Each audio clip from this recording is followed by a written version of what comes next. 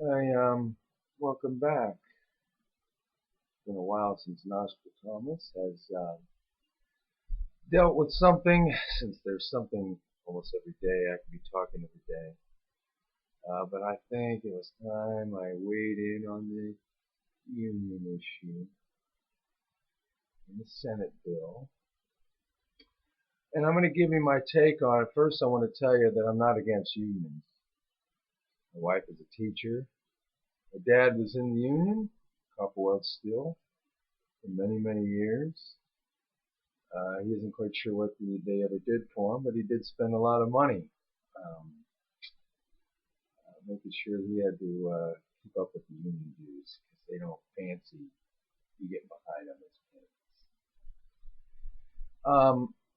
payments. If a company has a union, I totally respect that union. If they can afford the wages that the union puts together for its employees, great. The union started many years ago, once again, something with a good idea that started and ends up uh, where it is today, which people are taking advantage of it. Obviously, the union jokes are pretty well known. You've got the lazy worker that gets fired 4 or 5 times and then he gets brought back. And I have a couple of friends that hated the union process, just couldn't stand it. Couldn't stand the rhetoric and the bullying and the big mouths and all the crap and the paperwork that you had to fill out because some bum has fell asleep in the back of the plant and drunk or something, and all the rhetoric that goes into it is just he couldn't take it anymore, so he couldn't wait to get out of that kind of environment. So I'm sure you know people that believe the same. But I'm not saying the unions haven't helped people. By no stretch of the imagination am I saying that. I'm just letting you know this particular union situation, some truths need to be brought out. Are you aware that the head of the New York State Teachers Union, who talks about agitating and rallying the troops against greed, makes about $350,000 a year? Do you know the people in Wisconsin, for the most part, are making over 75 to 85 and above 100 grand a year? These aren't you. These aren't the 40,000 that they want to portray that they're these schlubs in these t-shirts. That's not what this is about. This is about a time where we can know our property values are down. We can no longer pay the freight for these packages that are better than our packages. But they're working off my dime, not a corporation who might have a ton of financials that can actually support some of this dead weight. I can no longer support your dead weight. If there's a street sweeper out there that we can get for $8 an hour, that's what we should be doing. That's how we don't have any more money. I'm the boss now. I want you to go out, and if these people don't want to work for the current deal, move on to somebody else. I'm not interested in people getting fired or anything else or losing their jobs or any kind of.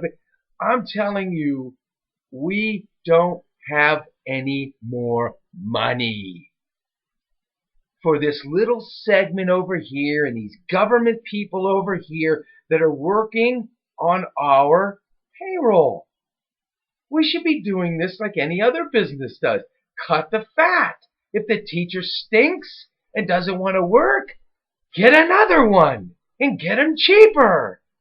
That's unfortunately how the rest of the world works. I'm sorry it doesn't work for government and public employees under these unions.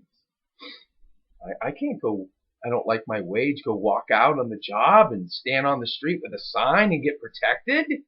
I would be sent home and possibly fired. And that's how it is with most of the people. Don't get caught up that this is one of you. It's not one of you.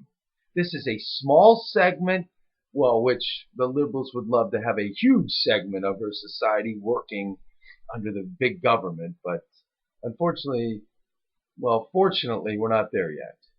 But I'm going to tell you, people, do not let this stuff bite you. I'm telling you, we, the people, have no more money to back this crazy stuff and this crazy spending. Our property values are lower.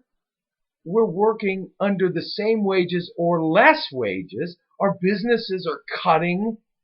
They're cutting employees. They're cutting spending. They're cutting business trips. They're cutting the fat. And someday maybe you'll get it back. But right now, just like anybody else or any household, when the money's not there, you gotta cut something. When your money's gone at your home, when your paycheck's gone, do you keep spending? Do you keep finding new things to spend it on? Or, well, I guess you could use credit cards, but when everything's done, are you able to just keep spending your way out of the problem? No, you cannot. And we can no longer allow this to go on.